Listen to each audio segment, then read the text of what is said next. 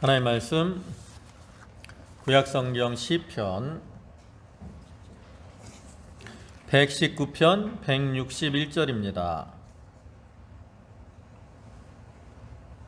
시편 119편 161절, 구약성경 페이지로는 895쪽입니다.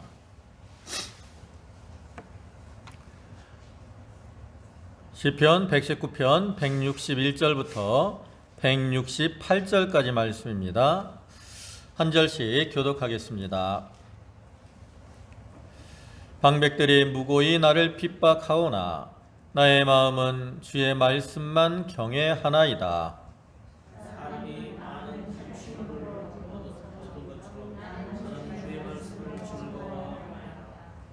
내가 거짓을 미워하며 싫어하고 주의 법을 사랑하나이다.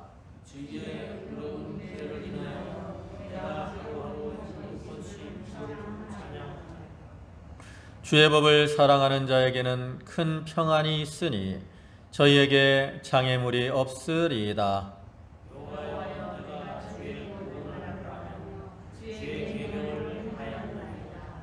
내 심령이 주의 증거를 지켰사오니 내가 이를 지극히 사랑하나이다. 내가 주의 법도와 증거를 지켰사오니 나의 모든 행위가 주의 앞에 있음이니이다. 아멘.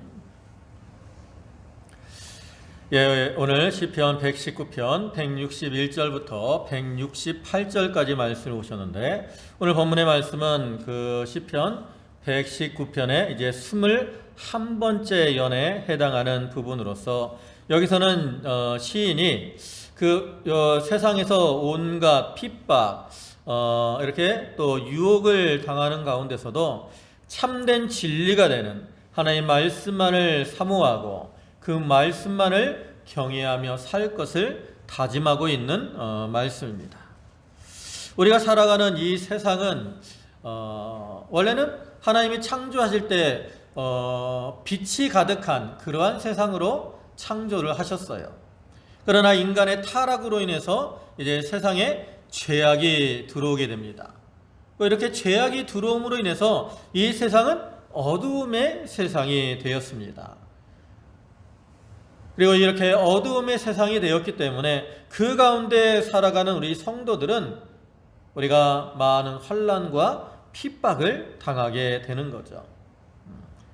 디모데후서 3장 12절을 보면 무릇 그리스도 예수 안에서 경건하게 살고자 하는 자는 핍박을 받으리라, 이렇게 말씀을 하고 있는 것처럼, 특별히 말씀을 따라가고 말씀 안에서 경건하게 살고자 하는 자들은 더욱더 많은 환난과 핍박을 당할 수밖에 없는 거죠. 그러나 이렇게 많은 환난과 핍박이 닥쳐오더라도 하나님께서는 그러한 우리들과 늘 함께 하시겠다, 또 우리를 모든 환난 중에서 지키시고 보호하시고 구원해 주시겠다라고 말씀을 통해서 약속하셨어요. 그리고 실제로 그 말씀대로 우리가 사망의 음침한 골짜기와 같은 그러한 곳에 있을지라도 우리와 함께 하시며 우리를 안위해 주고 계신다라는 거죠. 이제 오늘 본문을 보시면 시인도 여러 가지 환난을 당했는데, 그러한 환난 중에 이렇게 자기와 함께 하시며 자기를 지키시고 보호하시고 구원해 주신다라고 하는 그러한 약속을 말씀을 통해서 깨달았습니다. 그렇기 때문에 시인은 자기가 당하는 그러한 환난과 핍박 중에서도 하나님의 말씀을 떠나지 않고 그 말씀을 경외하는 가운데 그 말씀을 붙들고 그 말씀대로 살겠다라고 다짐을 하고 있다라는 거죠. 그래서 이러한 시인의 모습처럼 오늘날 우리 성도들도 마찬가지입니다. 우리가 이 세상을 살아가다 보면 여러 가지 환난과 핍박들이 우리에게 닥쳐오고 우리를 넘어뜨리고 쓰러뜨리려고 이렇게 하는 가운데 있지만, 하나님께서는 우리 성도들을 사랑하시기 때문에 우리를 붙들어 주시고 우리를 지키시고 보호해 주실 것이 말씀에 이렇게 약속이 되어 있다는 거죠.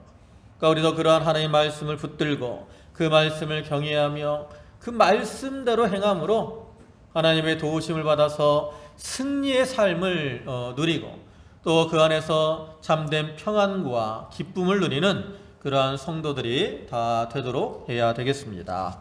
이제 본문을 보시면 161절에 방백들이 무고히 나를 핍박하오나 나의 마음은 주의 말씀만 경외하나이다. 여기 보면 방백들이 무고히 나를 핍박한다 그랬어요. 이렇게 방백들이 무고히 시인을 핍박하고 있지만 시인은 그로 인해서 두려워하거나 또 낙심하지 않고 말씀만을 경외하고 나아가겠다 고백을 하죠. 여기서 말하는 방백들은 그 당시에 그 사회를 대표하는 지배계층들을 가리키는. 그럼 이 방백들이 왜 시인을 이렇게 핍박을 할까? 여기 무고이라 그랬으니까 특별히 이 시인이 어떠한 잘못을 한 것이 있는 것도 아닌데 방백들이 시인을 핍박한다라는 거죠. 그 이유가 이제 본문에는 정확하게 나타나 있지는 않아요. 근데 우리가 앞에 150절을 보면 악을 쫓는 자가 가까이 왔사오니 저희는 주의 법에서 머니이다 그랬어요. 또 157절을 보시면 나를 핍박하는 자와 나의 대적이 많으나 나는 주의 증거에서 떠나지 아니하였나이다 그랬습니다. 이와 같이 시인을 핍박하는 자들은 어떤 자들이냐? 말씀에서 떠난 자들이라는 거죠. 말씀. 그들은 하나님의 말씀을 무시하고 말씀에서 멀리 떠난 자라고 이 성경에 이렇게 묘사가 되고 있다는 거죠. 그러니까 이들은 방백들로서 백성들을 재판하는 이러한 위치에 있는 자들인데 그들이 하나님의 말씀을 무시하고 말씀에서 떠나 있다고. 그렇기 때문에 그들의 재판은 말씀에 맞는 공의로운 재판이 아니라 불의한 재판이라는 거죠. 그러니까 그러한 불의한 재판을 행하는 것을 보고 시인이 어떻게 하겠어요? 너희 그렇게 하면 안 된다. 아마도 시인이 그들의 잘못을 지적하고 책망했을 것이라는 거죠. 그러니까 그걸 들으니까 그들이 시인을 미워하고 핍박하게 되었다라는. 이와 같이 이 방백들은 참 하나님의 말씀을 떠나고 말씀에서 멀리 있기 때문에 이 무법하게 행하고 또 의인을 핍박하면서도 하나님을 두려워하지 않습니다. 오히려 그들은 사람을 두려워하죠. 그러나 시인은 하나님을 경외하기 때문에 사람을 이러한 자기를 대적하고 핍박하는 그러한 방백들을 두려워하지 않고 오직 하나님만을 경외하며 살고 있는 거죠. 이 말씀을 경외한다라는 것은 바로 하나님을 경외하는 것을 의미하는 거예요. 마태복음 10장 28절을 보면 예수님께서 몸은 죽여도 영혼을 능히 죽이지 못하는 자들을 두려워하지 말고 오직 몸과 영혼을 능히 지옥에 멸하시는 자를 두려워하라 그랬습니다. 이 말씀처럼 시인은 자기 몸은 죽이더라도 영혼을 어떻게 할 수 없는 방백들은 두려워하지 않고 오직 하나님을 경외하며 하나님의 말씀을 경외하며 하나님의 그 뜻대로 살려고 힘을 쓰고 있는 겁니다. 그 다음에 162절에는 사람이 많은 탈취물을 얻은 것처럼 나는 주의 말씀을 증거하나이다. 여기 사람이 많은 탈취물을 얻은 것처럼 이라고 표현을 하는데 이걸 좀 더 쉽게 표현을 하면 사람들이 많은 탈취물을 얻어서 즐거워하는 것처럼 이렇게 해석을 할 수가 있어요. 그러니까 우리가 이제 전쟁을 치르면 이 전쟁이라는 게 참 생사를 걸고 하는 건데 그 전쟁에서 이기면 이제 많은 어떤 탈취물, 노량물을 얻게 되잖아요. 그러한 노량물을 얻게 되면 사람들이 얼마나 기뻐합니까? 그래서 그러한 노량물을 얻을 때 기뻐하는 것처럼 시인은 말씀을 붙들고 나가는 자가 누릴 그러한 승리의 기쁨을 그의 비유를 해서 이렇게 말씀을 하고 있는 거죠. 여러분, 하나님의 말씀은 능력의 말씀이기 때문에 그 말씀은 우리 성도들로 하여금 죄와 사망의 권세에서 승리케 할 뿐만 아니라 또한 우리에게 생명을 얻게 하고 또 하늘의 보화를 얻게 하는 그러한 능력이 있습니다. 그래서 이 말씀을 붙들고 나가는 자들은 세상의 어떤 것으로도 얻을 수 없는 그러한 기쁨을 얻게 되는 거죠.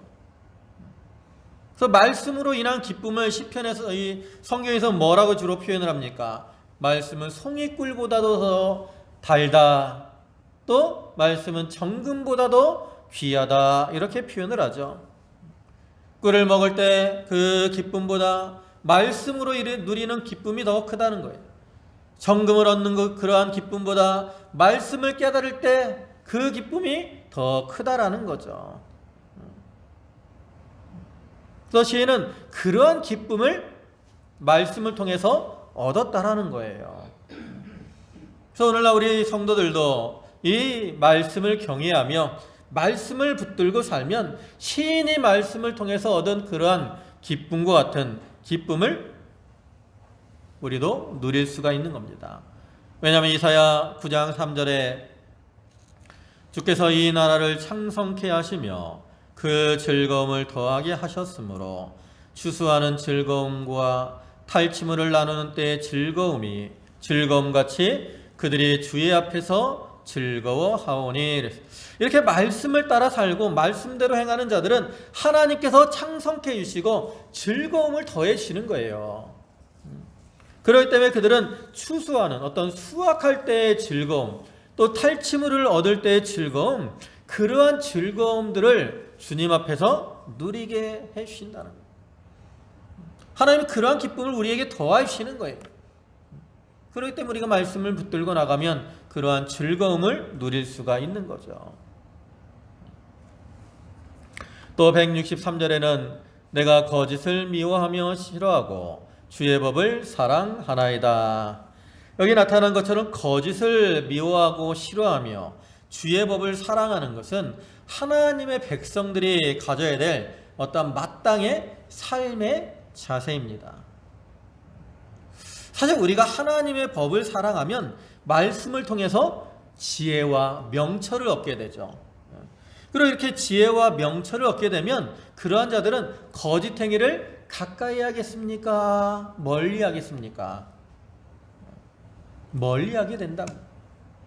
또 이 말씀을 통해서 지혜와 명철을 얻은 사람들은 다른 사람들이 거짓으로 행하는 것을 분별할 수 있어요, 없어요? 잘 분별한다고. 그래서 그러한 거짓 행위들을 어떻게 해요? 미워하게 된다라는 거죠. 미워하게. 성경을 보면 샘이 한 구멍에서 단물과 쓴물을 낼 수 없다 그랬고요. 또 무화과 나무가 감람나무 열매를 맺을 수 없다 그랬어요. 그와 같이 말씀을 통해서 명철을 얻은 자들은 결코 거짓된 행위를 따라갈 수도 없고 거짓된 행위를 기뻐할 수도 없다라는 거죠. 근데 그 당시에 방백들은 거짓된 행위를 좋아했어요. 아모스 5장 10절과 11절을 보시면 무리가 성문에서 책망하는 자를 미워하며 정직히 말하는 자를 싫어하는도다. 너희가 가난한 자를 밟고 저희에게서 미래 부당한 세를 취하였은즉 그랬어요. 여기 보면 무리, 방백들을 가리키는 거예요. 이들은 성문에서 책망하는 자를 미워해. 자기들이 잘못하면서 선지자들이 그를 책망할 때 그러한 책망을 달게 받아야 되는데 싫어해요. 왜? 분별력이 없기 때문에. 그들은 말씀에서 떠났기 때문에 명철이 없어요. 지혜가 없다고, 어리석어. 그러니까 좋은 말로 책망하는 자들을 싫어하는 거예요. 또 정직하게 말하는 자도 싫어해. 오히려 또 가난한 자들을 핍박하고 발로 밟습니다. 그들에게서 부당한 세를 빼앗아서 자기의 배를 채우려고 하는 거죠.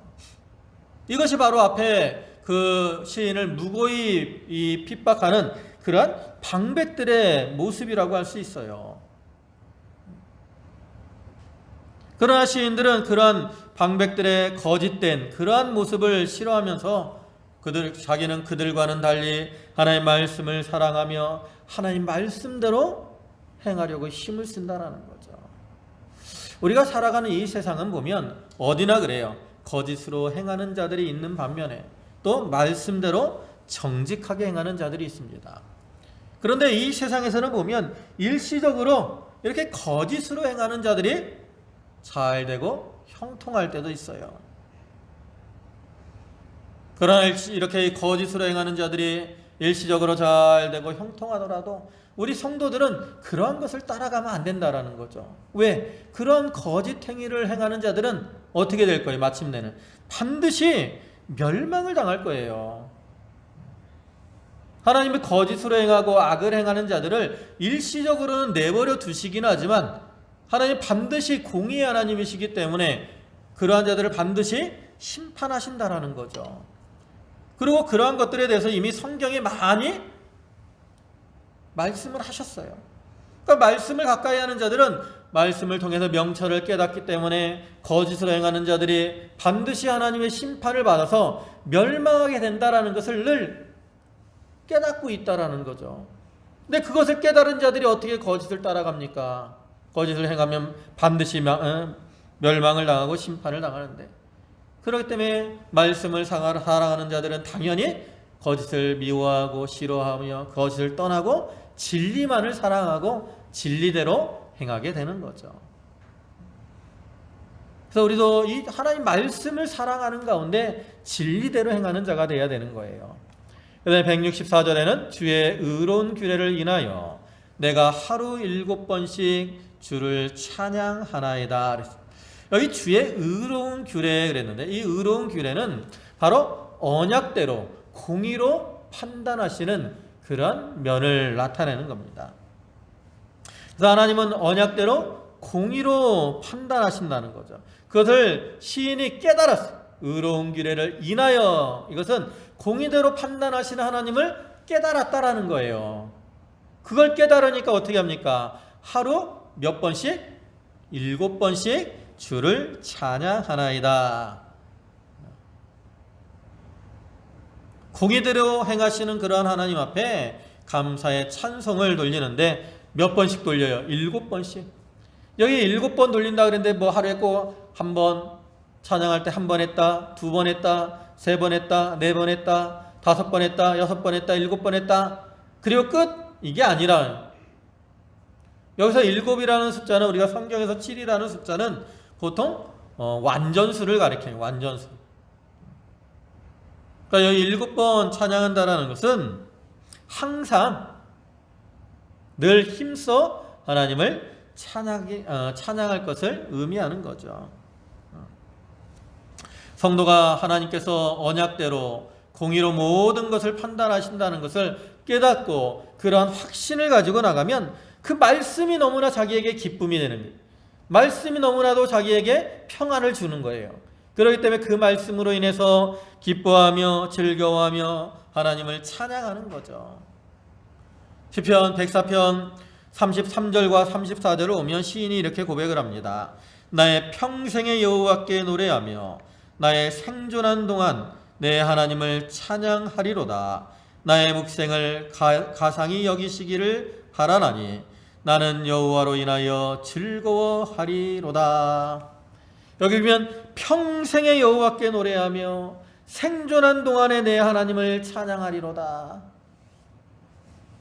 그러면서 나의 묵상을 가상히 여기시기를 바라나니, 자기가 늘 하나님의 말씀을 묵상하면서 그 말씀을 통해서 은혜를 받았기 때문에 자기는 평생의 여호와를 찬양하며 생존할 동안에 하나님께 찬송을 올려드리겠다라고 고백을 하고 있는 거죠. 오늘날 우리들도 말씀을 가까이 하고 말씀을 통해서 은혜를 받으면 우리의 입술에서 하나님을 향한 찬양이 끊임없이 흘러나오는 거예요. 왜 말씀을 가까이 하면 찬양이 흘러나오니까? 말씀을 가까이 하는 자는 당연히 복받는 삶을 살기 때문에 그래요. 우리가 시편 1편 그 말씀 보면 그러잖아요. 복 있는 사람은 여호와의 율법을 즐거워하여 그 율법을 주야로 묵상하는 자로다. 저는 시냇가에 심은 나무가 시절을 쫓아 과실을 맺으며 그 잎사이가 풍성함 같다 그랬잖아요. 하나님께 복을 받는데 이와 같이 그 나무가 과실을 맺고 잎사이가 무성한 것 같이 그러한 풍성한 은혜와 기쁨을 누리기 때문에 말씀을 통해서 그 입술에서 하나님을 향한 찬양이 끊이지 않을 수밖에 없다라는. 그래서 우리들도 그와 같이 이 말씀을 깨닫고 그 기쁨 안에서 하나님을 향한 찬양을 이렇게 힘써 올려드리는 그러한 자들이 되어야 되는 거죠. 그 다음에 165절에 주의 법을 사랑하는 자에게는 큰 평안이 있으니 저희에게 장애물이 없으리이다. 여기 주의 법을 사랑하는 자에게는 큰 평안이 있다 그랬어요. 왜 주의 법을 사랑하는 자에겐 평안이 있느냐? 하나님은 평안의 근원이 되시기 때문에 그래요.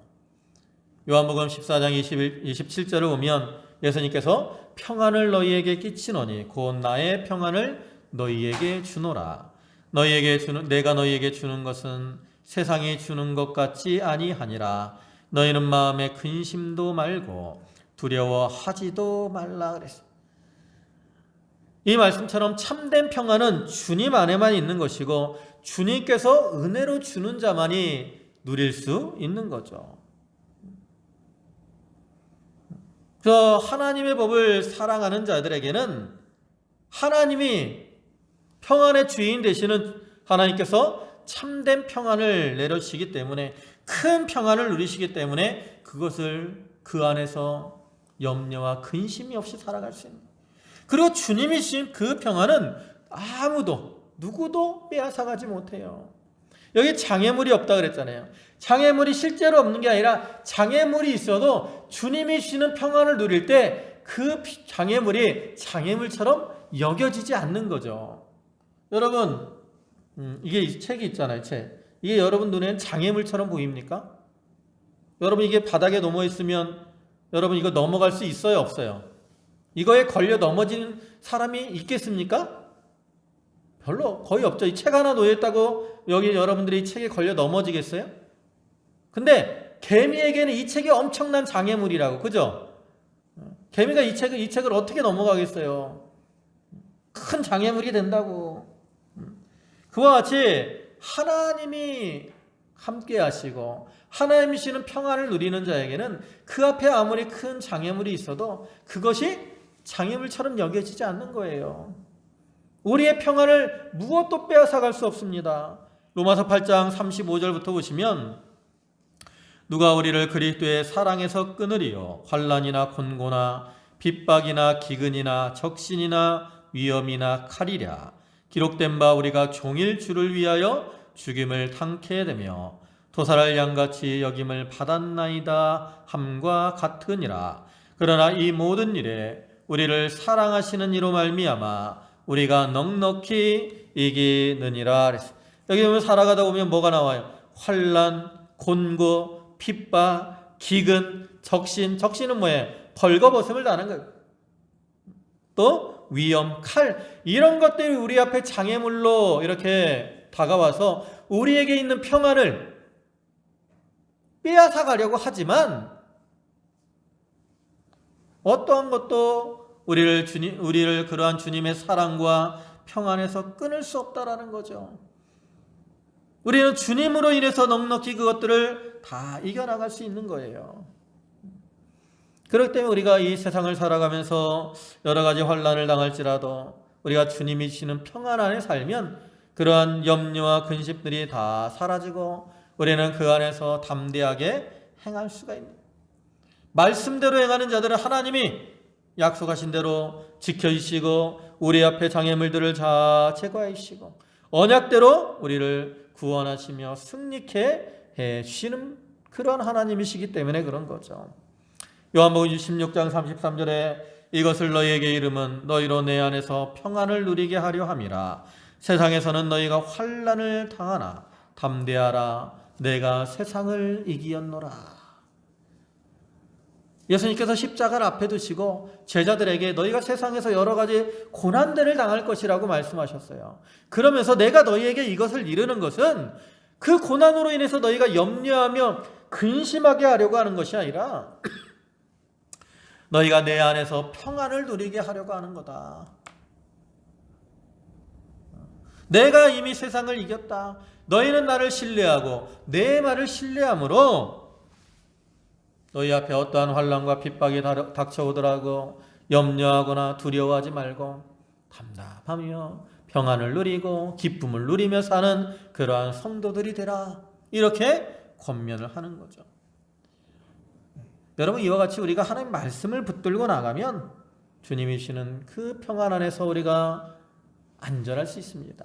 반면에 말씀을 떠난 자들은 늘 평안이 없고 마음속에 불안과 염려와 근심, 걱정만이 들어오는 거예요. 왜 그들에게 염려와 근심이 들어옵니까? 말씀을 떠났기 때문에. 말씀을 떠났다는 것은 무슨 생활하는 거예요? 죄악된 삶을 사는 겁니다. 그리고 이렇게 죄악된 삶을 산다라는 것은 결국 그 가운데 하나님의 심판이 임하기 때문에 그러한 심판으로 인해서 염려와 근심 가운데 살아갈 수밖에 없는 거죠. 그러니까 우리는 이 말씀을 살아갈 때 그 안에 참된 평안이 있는 줄 알고 말씀을 붙들고 말씀 안에서 평안을 누리는 사람들이 되도록 해야 되는 거죠. 그 다음에 166절에 여호와여 내가 주의 구원을 바라며 주의 계명을 행하였나이다. 여기 내가 주의 구원을 바라며 그랬는데 이 말씀은 그 창세기 49장 18절 보면 이 말씀과 동일한 구절이 나옵니다. 거기 보면 여호와여 나는 주의 구원을 기다리나이다 라고 표현을 하고 있어요. 근데 이 구절이 창세기 그 49장 18절과 내용은 동일한데 그 내면적으로 볼 때는 좀 의미가 다른 게 그 창세기 말씀은 어떤 메시아에 대한 그러한 그 야곱의 소망을 나타낸 겁니다. 근데 여기서는 이 시인이 내가 주의 구원을 바란다라고 표현을 하고 있는 것은 시인 자신이 당하고 있는 어떠한 개인적인 고난, 환난, 고통 가운데서 하나님이 자기를 구원해 주시기를 소망하고 있는 것을 나타내는 거예요. 시인은 하나님이 자기를 돕는 자시고 또 자기를 대적들로부터 구원해 주실 그러한 분이심을 이렇게 확신하고 있었기 때문에 하나님 앞에 주여 주께서 나를 구원해 주십시오. 내가 그러한 주님의 구원을 소망하고 있습니다. 이렇게 하나님 앞에 부르짖고 있는 거죠. 오늘날에도 우리가 하나님을 진정으로 사랑하고 나가면 하나님은 그러한 자를 지키시고 또 보호하시고 모든 환난에서 구원해 주시는 그러한 하나님이십니다. 그러니까 우리도 그러한 시인과 같은 그러한 확신을 가지고 자기 앞에 있는 모든 환난들을 이겨나가고 또 주의 계명을 행하는 자들이 돼야 되는 거예요. 그다음에 167절에 내 심령이 주의 증거를 지켜 싸우며 내가 이를 지극히 사랑하나이다. 여기서 시인이 자기가 하나님의 증거를 사랑하는 그런 어떠한 이 하나님 말씀을 사랑하는 증거로 자기가 주의 말씀을 지켰습니다 라고 고백을 하고 있는 거죠. 앞에 159절에서도 보면 내가 주의 법도 사랑함을 보옵소서 여호와여 주의 인자하신 대로 나를 소성케 하소서. 거기서도 보면 시인이 뭐라 그래? 내가 주의 법도를 사랑합니다 라고 고백을 하잖아요. 그와 같이 시인은 이렇게 하나님의 말씀을 사랑하는데 그를 통해서 그 말씀을 지킴으로 자기가 하나님을 사랑하는 것을 이렇게 나타냈다라는 거죠. 오늘날에도 우리가 하나님을 사랑한다, 또 하나님의 말씀을 사랑한다 라고 하면 그 증거가 뭐예요? 바로 하나님의 계명을 지키는 겁니다. 예수님께서도 요한복음 14장 21절에서 나의 계명을 지키는 자라야 나를 사랑하는 자니 이랬어요. 우리가 우리의 심령을 다 기울여서 하나님을 사랑하는 것만큼 말씀을 지켜 나가야 됩니다. 근데 여기서 심령이라는 게 뭐예요? 심령. 이 심령이 단순히 우리 마음만을 가리키는 게 아니에요. 원래 성경에서 이 심령이라는 단어를 사용할 때는 뭐 세 가지의 용례로 이렇게 사용을 합니다. 하나는 어떠한 생명력, 생명 그 자체를 의미하는 단어로 사용을 하기도 했어요. 그래서 창세기 보면 생명이 된지라 그러한 표현. 그 다음에 두 번째로는 이 물리적인 의미로서의 우리 육신을 가리킬 때도 이렇게 사용을 했고요. 그 다음에 세 번째로는 인간의 어떤 다양한 감정들을 나타낼 때도 사용을 했어요. 여기서 심령이 주의 증거를 지켰다라는 것은 마음으로 또 모든 자기의 생명을 다하여 자기의 정성을 다해서 한마디로 마음과 뜻과 정성을 다해서 하나님의 말씀을 사랑하고 그 말씀을 지킨 것을 의미하는 거죠. 우리도 하나님을 사랑할 때 우리의 마음과 뜻과 정성을 다하여 사랑하는 것처럼 우리가 마음과 뜻과 정성을 다해서 하나님의 말씀을 사랑하며 그 말씀대로 행하기를 힘써 나가야 됩니다. 네, 마지막으로 168절에 내가 주의 법도와 증거를 지켰사오니 나의 모든 행위가 주의 앞에 있음이니이다. 앞구절에서 시인은 하나님을 사랑하는 마음으로 하나님의 말씀을 지켰다라고 고백을 했는데 그와 연결해서 자기가 이렇게 하나님의 말씀을 지킬 때 어떤 사람에게 보이려고 그 말씀을 지킨 것이 아니라 하나님을 기쁘시게 하려고 하나님 앞에서 진실하고 성실하게 하나님 말씀을 지키는 삶을 살았다라고 고백을 하는 거죠. 그러면서 이렇게 내가 하나님 보시기에 진실하고 성실하게 하나님 말씀을 지켰으니까 하나님께서 이러한 모든 환난 가운데서 나를 구원해 주십시오. 이러한 구원에 대한 소망으로 이렇게 부르짖고 있는 거죠. 우리가 이사야 38장을 보면 그 히스기야 왕이 이제 병들어 죽게 되는 그러한 내용이 나오거든요. 그때 히스기야가 이사야를 통해서 네가 이제 죽을 거니까 네 가족에게 유언하라. 이런 말을 들었을 때 히스기야가 하나님 앞에 기도하는 내용이 나오는데 그중 3절 보면 이렇게 기도를 합니다. 가로되 여호와여 구하오니 내가 주의 앞에서 진실과 전심으로 행하며 주의 목전에서 선하게 행한 것을 추억하옵소서 하고 심히 통곡하니. 여기서도 이 히스기야도 자기가 하나님 앞에서 진실과 전심으로 행한 것을 하나님이 기억하셔서 나를 이러한 그 죽음의 병 가운데서 나를 구원해 주세요. 이렇게 부르짖은 거죠.